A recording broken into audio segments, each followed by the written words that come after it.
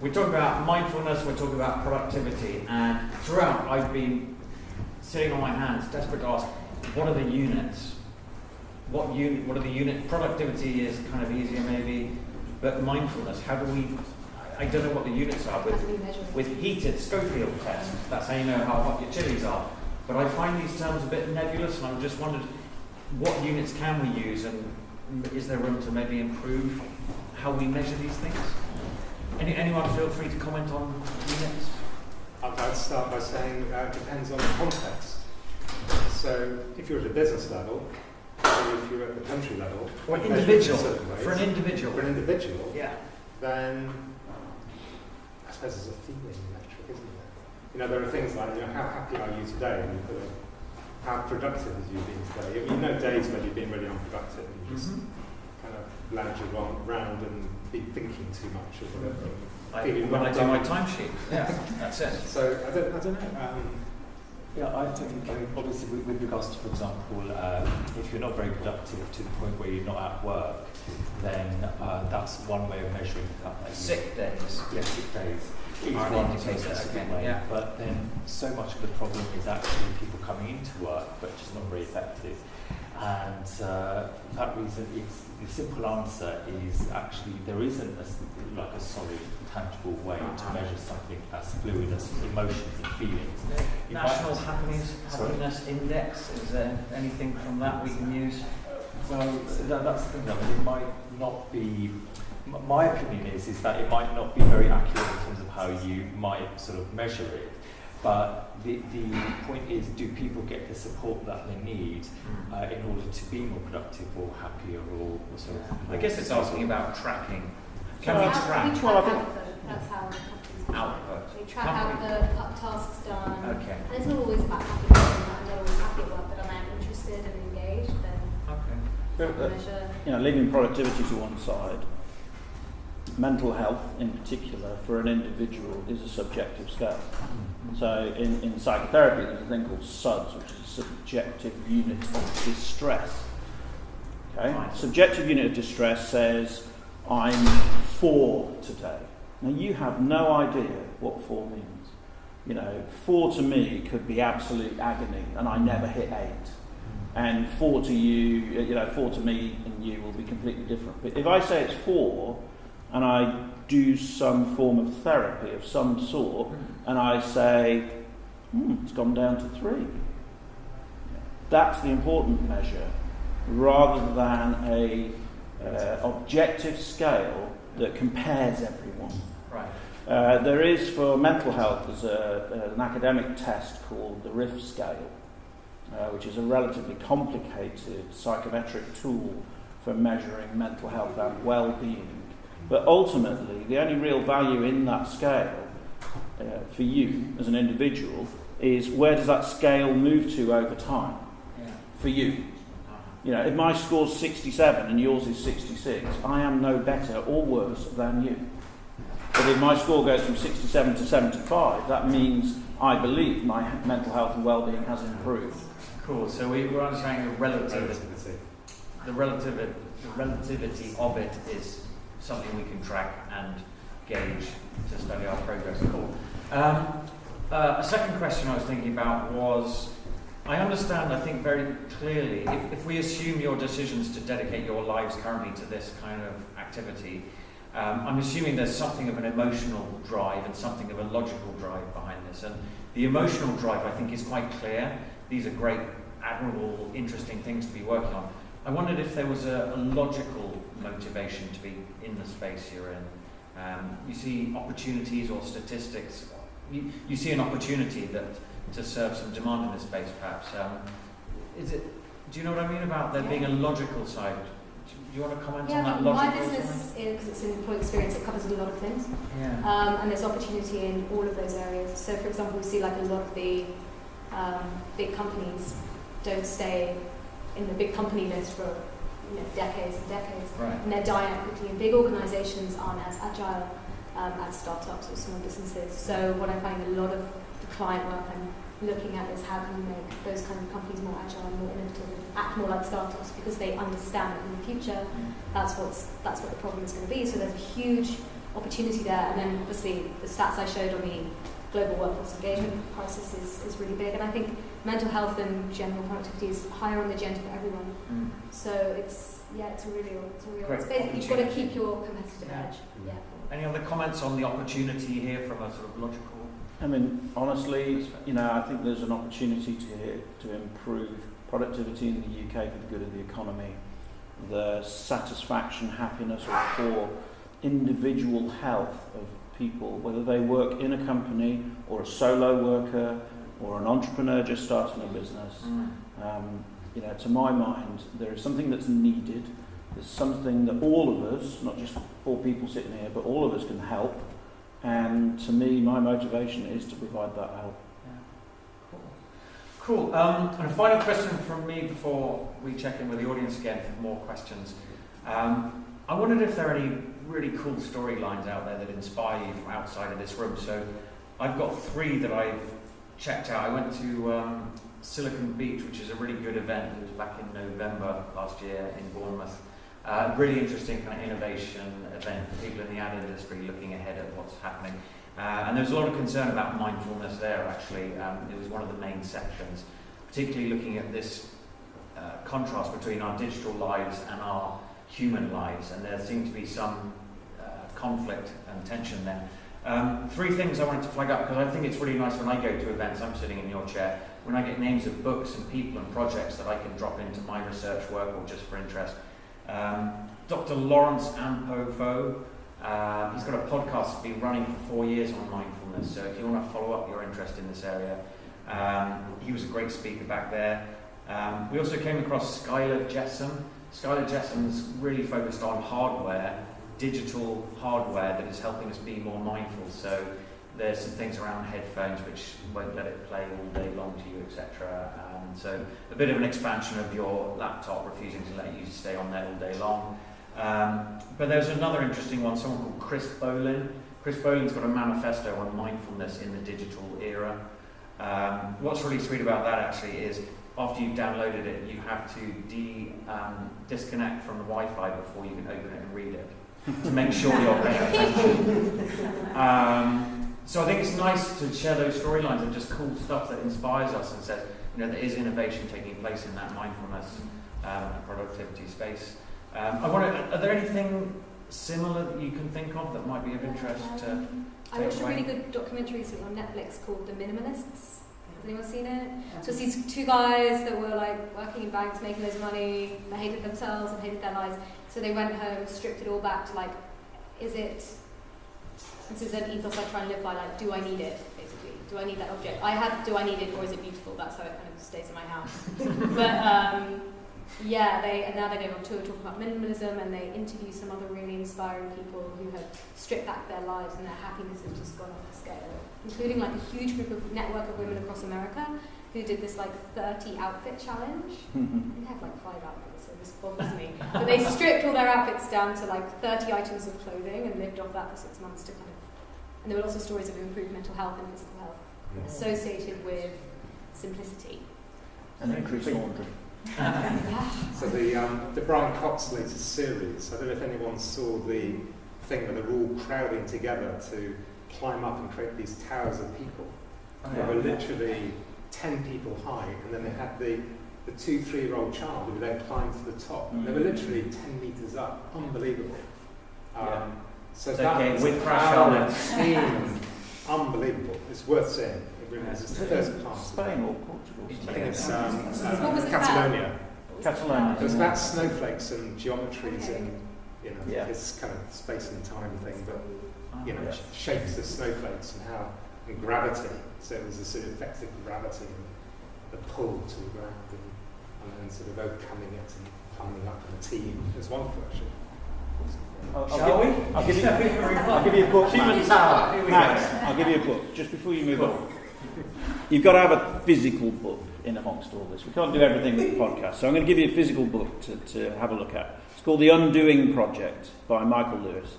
You probably know Michael Lewis. If you're in fintech, he wrote Liar's Poker, Flash Boys, brilliant book about trading and the adventures in trading. Undoing Project is about psychology. and I think it will blow your mind. It's about 2 Israeli psychologists who proved that you do not make your choices by free will. None of them. At all. It's called The Undoing Project. Highly, highly recommend it.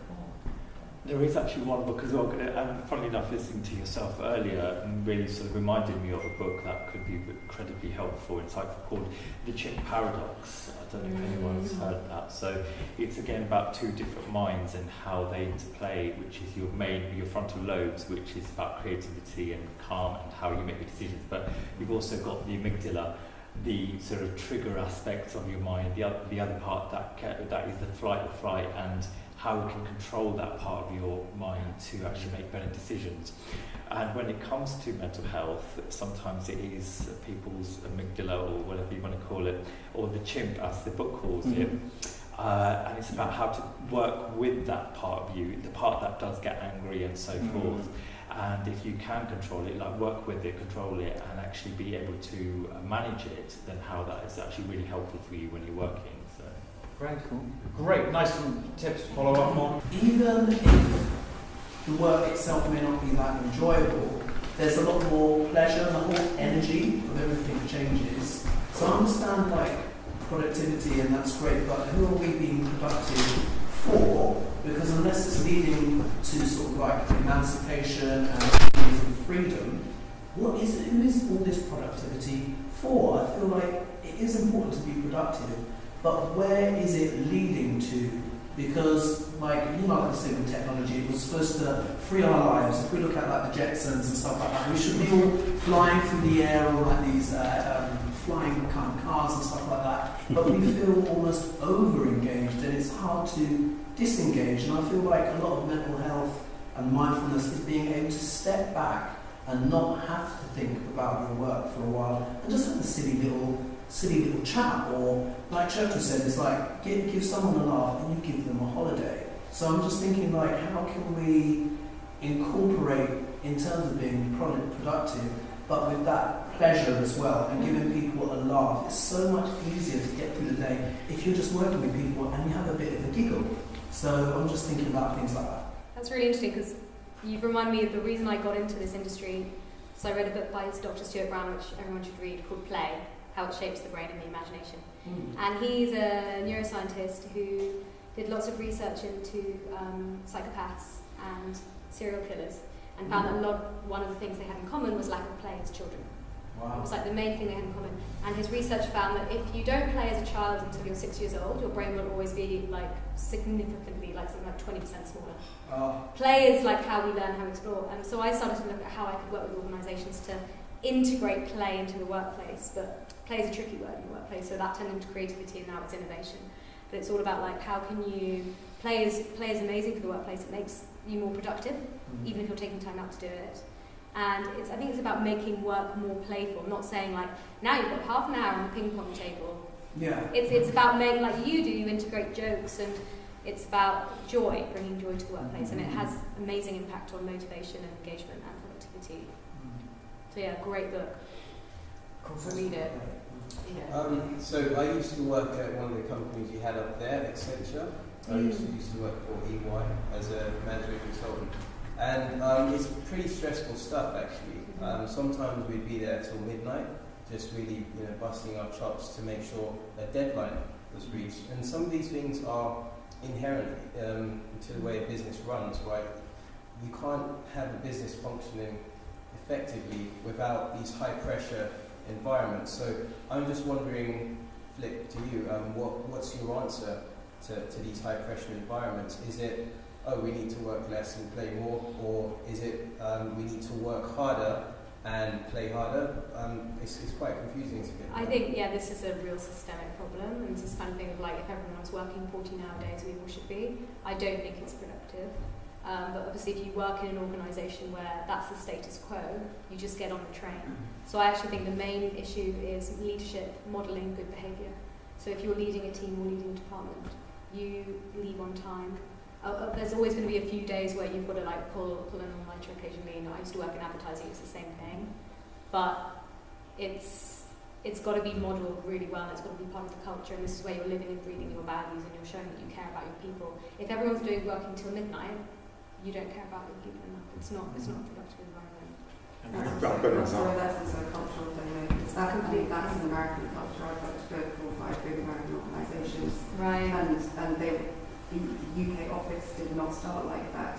The Americans came over and they fundamentally changed the UK To go crazy hours. 18-hour days. Yeah. So very similar environments, very similar organisations. It's really hard to change it. But that it's just endemic in Yeah. the American culture, unfortunately. They have a lot less holiday. They don't trust their staff, and so actually that is a fundamental shift. It's almost like you're expecting to go to work and that will happen. It's the status quo. Yeah, I mean, one of the books I've actually been reading, it's just been re-released as the latest version, it's called Drive, Motivation 3.0. Absolutely astonishing book about drive is something that fundamentally drives us, and we're also almost rebooting ourselves in terms of how we're approaching productivity and our own self-motivation. It's not about carrot and stick. They've done some extraordinary research on this, so do read that, because that is something that businesses are actually having to start to have a look at, I think, in terms of their cultural environment and sort of the likes of Accenture and big American organisations who are inflicting these sorts of expectations. You have to get on that train, you have no choice, otherwise you're fired. There is just a natural expectation, and it causes a lot of stress and mental health issues. So, otherwise you choose to get off the train and leave the business. There is no other alternative. But with this glass box brand thing, people are caring more about what's going on inside. Just going to do a little bit of time management. Andrew had a comment to Just say, very and then quick if one. anyone who hasn't spoken yet had a question, that would be the last one. It's a very quick one. I used to work at EY Consulting in the 90s, and the recruitment policy was, would you enjoy going out for a drink with them? Number one. Secondly, so what was the first thing? I've suddenly forgotten. I'm obviously tired. So first thing was, did you enjoy talking to them in an interview? Would you go out for a drink with them? If you enjoy the drink, then what do you do? So it's always the play, how would they get on with the rest of the team thing was the number one. And unless the people could mix in, and we actually had, it's probably the best working time of my life, because all the people were just so incredible. And in fact, all those people have now gone on to be leaders of EY in Europe and globally, because of that sort of culture we had at the time, because of everyone just enjoyed having fun together. Cool. Any final questions? Great. 2 points to the question. So, because of some experience in our family, my wife went to a course up in Hertfordshire, a charity called the Ollie Foundation, and they give people training on how to recognise suicide. And the key point that she got from that is that if you've got someone you're concerned about, just ask them, are you feeling suicidal? Because sometimes people don't want to volunteer that. Second thing, a book I'm reading called Lost Connections by Yellow and Hardingham. That's really good because it talks about the context and how people can become depressed, and actually mental health is often treated as will give you a pill, makes you feel better for a bit, but actually you're not dealing with the context of that person. And the question is, so I feel strongly that there's a kind of humanity aspect to this. A lot of the discussion has been around mental health and productivity. I just wonder, do we believe that that's how we get something to pay for this, by making a business case for productivity, or therefore, here's some money to make people's mental health better? Just interested to hear your perspective on that. Well, I think there is an element to that. I mean, we've got to find a way of moving that needle away from complacency. I think that there's another angle to it, which is slowly but surely the employers who are known for taking good care of their employees' mental health will attract better candidates over time.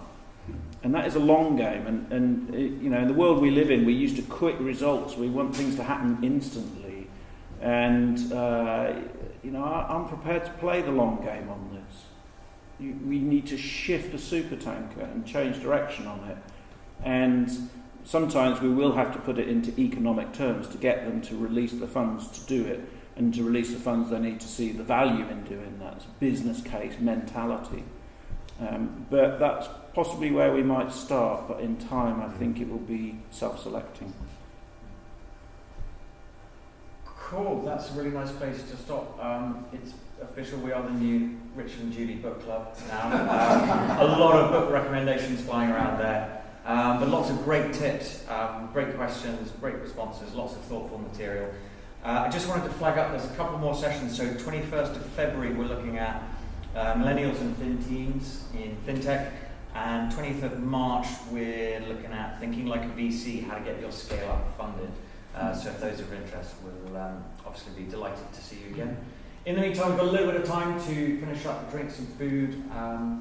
Otherwise, really, that's a wrap, and it just remains for me to say, oh, nice finale. We had I've done that I trick. wasn't meant to do that. Yeah, pick a card. There was going to be glitter fall from the sky, but Andrew said he had a better idea. Disco lights going, and then we could all have a dance. That's the grand finale. Massive thanks, please, to our speakers.